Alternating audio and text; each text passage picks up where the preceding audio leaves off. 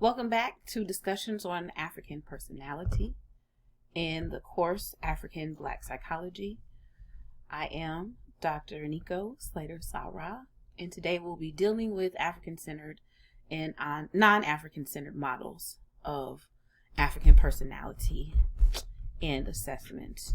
In the previous unit, I introduced some of the concepts of personality and why they're relevant. If you didn't get a chance, please go back to the previous unit and check it out.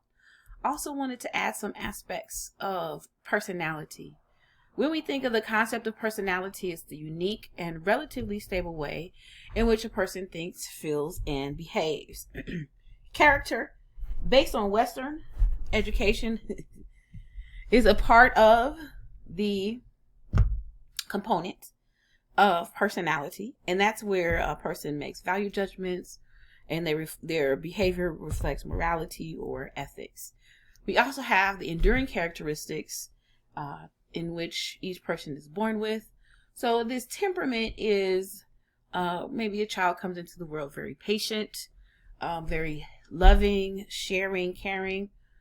So there are different perspectives as it relates to personality in Eurocentric psychology, psychoanalytic, behavioral, humanistic, and trait. And in this course, we introduce the African-centered perspective that has been studied over several years by African-centered psychologists.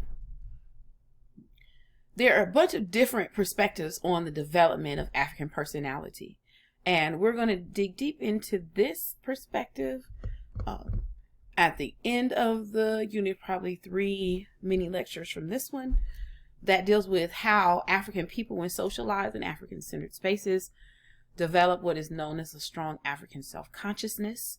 Or if they are developed in a European-centered environment, they develop what is known as a weak African self-consciousness, or they develop what is known as cultural misorientation.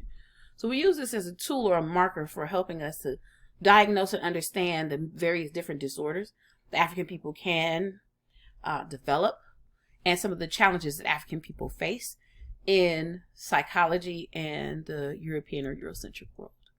So we began with non-African centered models.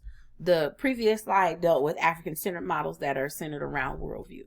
So non-African centered models tend to be centered on Black self-hatred paradigm. So there's this assumption that racism and racial oppression have a negative psychological impact on African people. But what's most important is how the perspective that African people or Black folks, African Black, which I use interchangeably, hate themselves. And they hate themselves based on these non-Afrocentric models. We're not classifying as Eurocentric, because remember we did that in the previous unit. But this Black people not liking themselves comes from this idea of the mark of oppression. And that because African people have to deal with and have been oppressed in so many different ways, one of the non-African centered models of how African personality developed is centered around this idea of Black people hating themselves. Excuse me. So there are a couple of theorists that were significant in terms of their development of the concept of Black self-hatred, beginning with the social looking glass theory. In this non-Afrocentric model, African-centered model, African people look socially and in this mirror of sorts. And in the social looking glass, they see that other people, other cultures, other groups of people have resources, have better lives. So then they hate themselves, their Black self, because they don't have what these other people have. Other theoretical perspectives include the self-other attitude theory of self-acceptance and wanting to struggle around accepting their selves, and also the social contrast theory, where African people identify more with the white or whoever their oppressor is and compare themselves to the oppressor, so they feel like if they act more white, then they will be able to have the things that white people have, upward mobility, more financial resources, etc. So the goal then in understanding the personality of African people is to interpret it from a lens that African people are attempting to act white because white people have more things. This comes up a couple other times in a couple other theoretical perspectives. Some of the theorists in the pseudo-Afrocentric or pseudo-African centered model include William Cross. And William Cross was identified as pseudo-Afrocentric because of his limitations in terms of utilizing worldview paradigm. Again, this comes from Cambon's theoretical perspective. William Cross identified a theory called negrescence. And in this theory, it refers to the process of developing Black consciousness or Black personality. And again, in previous unit, we talked about challenging this idea of Black people developing Black consciousness or a Black personality, because African people come into the world with Black personality. What they develop is a movement away from their own solid consciousness and have to reclaim their culture, tradition, and understanding of their cultural identity. So William Cross is very well known for his work in negrescence theory.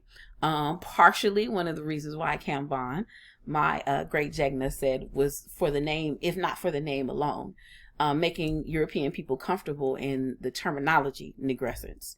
But William Cross was a psychologist, and he developed this theoretical perspective around racial identity development in 1971 that was known as the negrescence model. So what we're looking at then is the old model, because it was refined a couple times.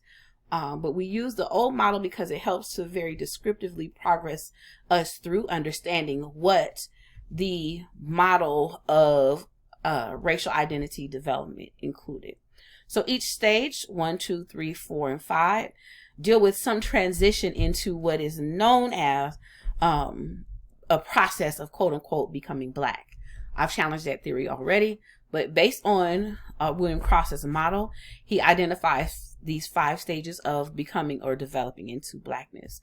Stage 1 is the pre-encounter stage, and this stage represents the period before the Black person acquires his or her pro-Black orientation. And my apologies, Black should be capitalized.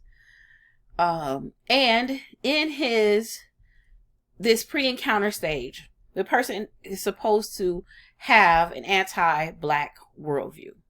At this stage, a person identifies very intensely with the European worldview.